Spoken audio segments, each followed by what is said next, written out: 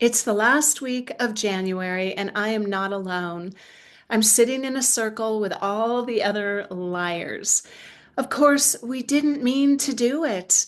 We're good people, well-intentioned. We care. We know what we want. We know our why. We imagine exactly what it's going to be like when we get there. I'm self-reliant. I'm confident that I can accomplish what I want now because I've done it in the past. I've got enough support, a few people to talk with, accountability, encouragement, safety nets, and I'm honest with myself, except that I'm not.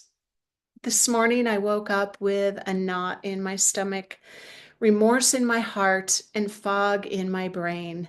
It was a simple thing, a slight offense, meaningless, but not for me. Not if I am to get where I want to go. One foot off the path and the slope is slippery. One thing leads to another. And I did it easily, effortlessly, edged off the cliff right into self-deception. Slips feel better when you fall into a compassionate crowd, at least until your disdain for the people around you becomes intolerable. Then the crowd becomes a catalyst, something to push against, to get yourself out of the boiling pot of crabs. Forbes did a survey and discovered that the average resolution lasts a meager 3.74 months. 13% of these just like you people are heroes. They are still committed after 4 months, and after a year, only 6% are still doing what they promised to do. That is 60 people out of 1,000. Forward action specific goals tended to result in success after a year more than avoidance oriented goals, 58.9% versus 47.1%. But what if I fail to complete the actions? The reason I can't make it for a year is the same reason I can't make it for 5 consecutive days. It boils down to faulty thinking. Faulty thinking and lies. The very thinking that I believed would get me where I want to be, but left me waking up with a knot in my stomach, remorse in my heart, and fog in my brain. I'm self-reliant. I'm confident that I can accomplish what I want now because I've done it in the past. I've got enough support, a few people to talk with, accountability, encouragement, safety nets. So what's the problem? There are so many different paths to personal growth. 12-step programs have proven to be an effective way to sort through this dilemma and get results, though there's some mystery as to why they work.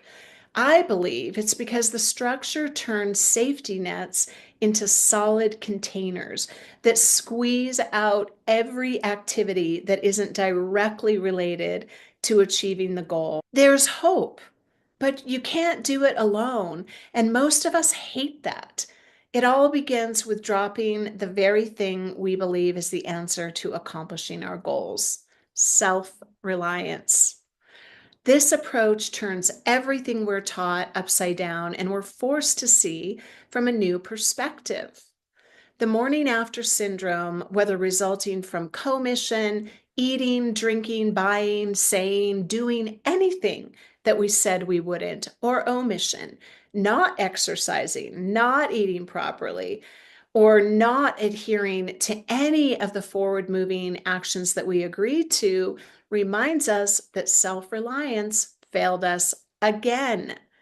Our former mantra is reduced to a list of superficial affirmations. I'm self-reliant. I'm confident that I can accomplish what I want now because I've done it in the past.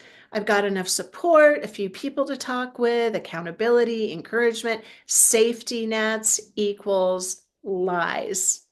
And so we attempt to mend the nets, but the thread is weak and we fail again and again and again. It's hard to admit that our willpower isn't effective. After all, this is America, the land of opportunity, built on the determination and willpower of immigrants who have overcome impossible obstacles. If they can do it, why can't I do such simple things as stop watching Netflix or obsessing about work or dating too many men or buying clothes that hang forever in my closet unworn, or drinking, or smoking, or playing video games, or eating processed foods, or whatever the thing is for you. To admit you can't do the thing, to surrender is un-American. What the hell? America is un-American. When anything goes, nothing goes. In 1934, Cole Porter cheerfully noted that the world has gone mad today, and good's bad today, black's white today, day's night today. If saying your prayers you like, if green pears you like, if old chairs you like, if backstairs you like, if love affairs you like, with young bears you like, why, nobody will oppose. It's not socially correct to do so. And because you can't just do it and we have no choice, we forgive ourselves. We join the other January dropouts. We pull back on those big, audacious goals and we lazily limp forward. I don't want to focus on and openly admit my shortcomings. I don't enjoy examining my thinking or admitting my defaults of character. Success stories. That's what I want to hear. Even better, that's what I want to share. My own success stories are the best.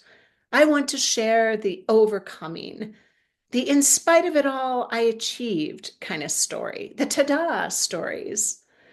I want to be there, not be on the way there.